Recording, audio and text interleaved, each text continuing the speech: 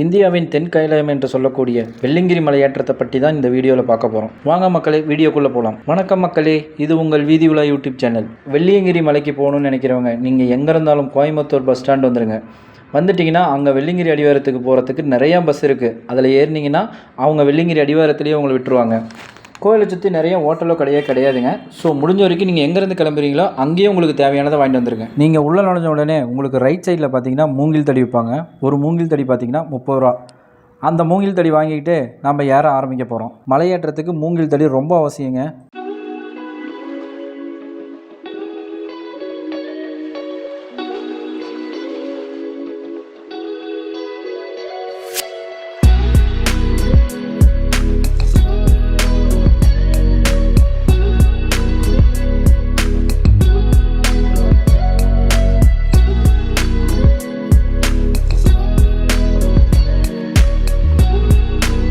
கோயிலோட இடதுபுறம் வந்தீங்கன்னா ஒரு அருமையான அன்னதானம் விருந்து, அதுவும் 24 ஹவர்ஸும் கிடைக்குங்க.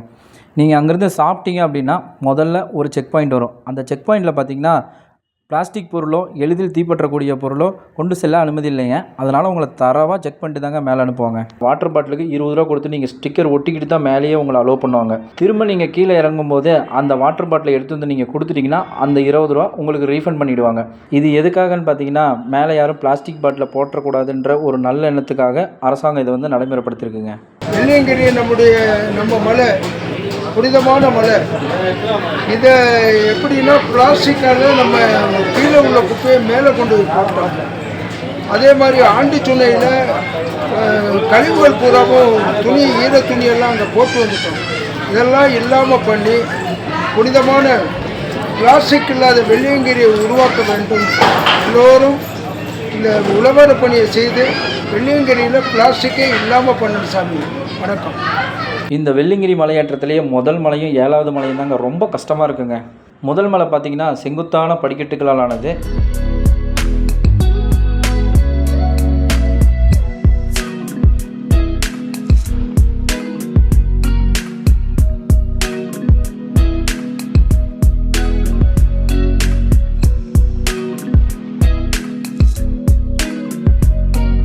சுமார் 1 மணி நேரம் மலையேற்றத்துக்கு பிறகு பார்த்திங்கன்னா ஒரு வெள்ளை பிள்ளையார் கோயில் வருங்க.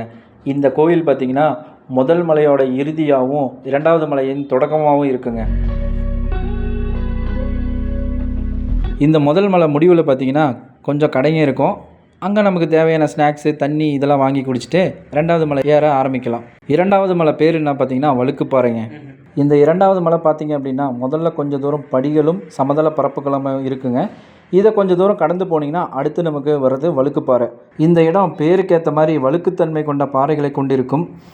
இதில் படிக்கட்டுகள் மாதிரி செதுக்கி வச்சுருப்பாங்க. இதில் தான் நீங்கள் ஏறி நடக்கணும்.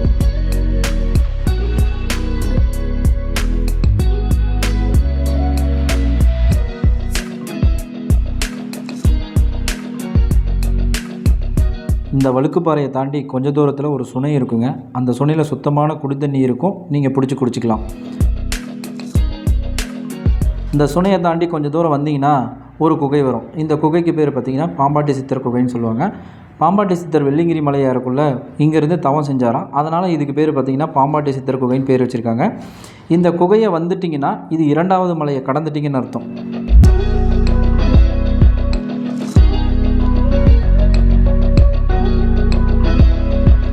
ரொம்ப கஷ்டமாக இருக்குது. தென்காயிலாயம் சிவனை பார்க்கலாம் சொல்லிட்டு காஞ்சிபுரத்துலேருந்து நாங்கள் வரோம்.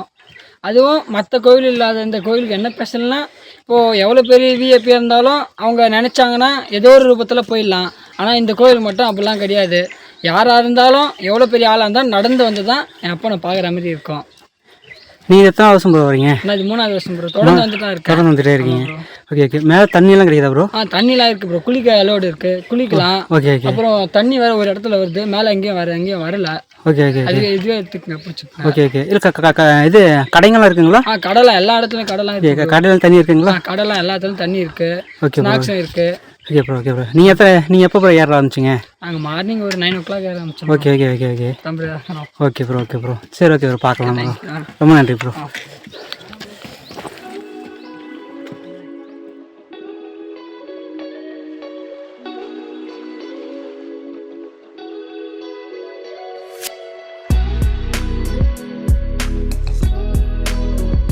மலையை பொறுத்த வரைக்கும் காட்டுக்குள்ளேயும் பாறைகளின் இடுக்குகளிலும் செங்குத்தாக ஏறுற மாதிரி இருக்கும்.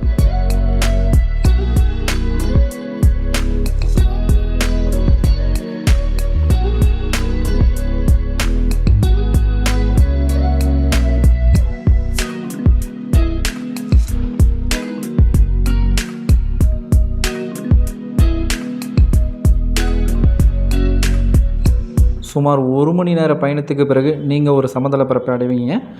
அந்த சமதள பரப்பை அடைஞ்சிட்டிங்கன்னா 3வது மலையை ஏறிட்டீங்கன்னு அர்த்தம். 3வது மலையை ஏறிட்டீங்க அப்படின்னா 4வது மலையும் 5வது மலையும் கொஞ்சம் ஈஸியாக தாங்க இருக்கும். ஏன்னா ரெண்டுமே கொஞ்சம் சமதள பரப்பாக இருக்கும், ஏறுறதுக்கு ரொம்ப எளிதாகவும் இருக்கும்.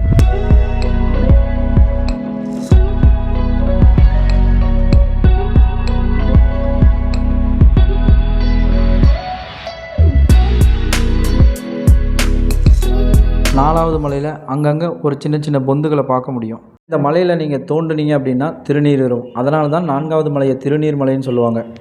இந்த 4வது மலை முழுக்க பார்த்திங்கன்னா ஒரு ஒத்தையடியில் போகிற மாதிரி தான் இருக்கும்.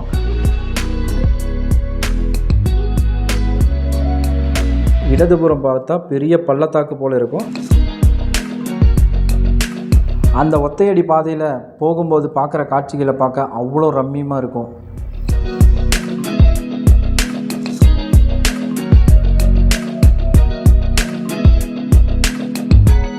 கொஞ்சம் தூரம் போனோம் அப்படின்னா ஒரு சமாதி இருக்கும். அது யாரோட சமாதி அப்படின்னா இந்த வெள்ளிங்கிரி மலையேற்றத்துக்கான பாதையை அமைத்து கொடுத்த ஒட்டன்சித்தர் சமாதி தாங்க.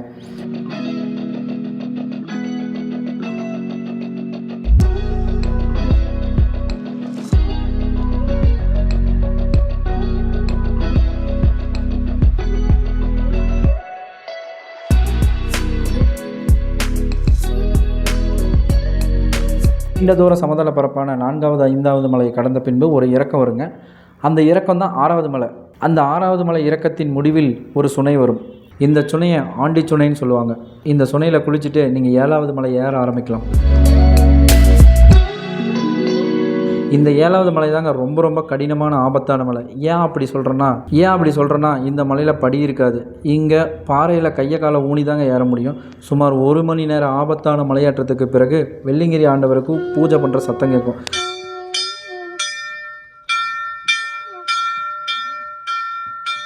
இவ்வளவு கஷ்டமான மலைகளை தாண்டிய பிறகு இயற்கையாக உண்டான வெள்ளிங்கிரி சுயம்பலிங்கத்தை பார்த்த உடனே ஒரு நிம்மதி வருங்க. 6000 அடி உயரத்தில் 2 பாறைகளின் இடுக்குகளை சுயமாக உருவான இந்த வெள்ளிங்கிரி சுயம்பலிங்கத்தை விவரிக்க வார்த்தைகளே இல்லைன்னு தாங்க சொல்லணும்.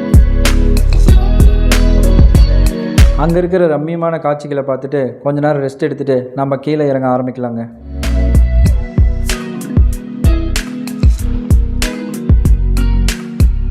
ஸோ இவ்வளோதாங்க இந்த கடினமான வெள்ளிங்கிரி பயணத்தோட கம்ப்ளீட் வீடியோ.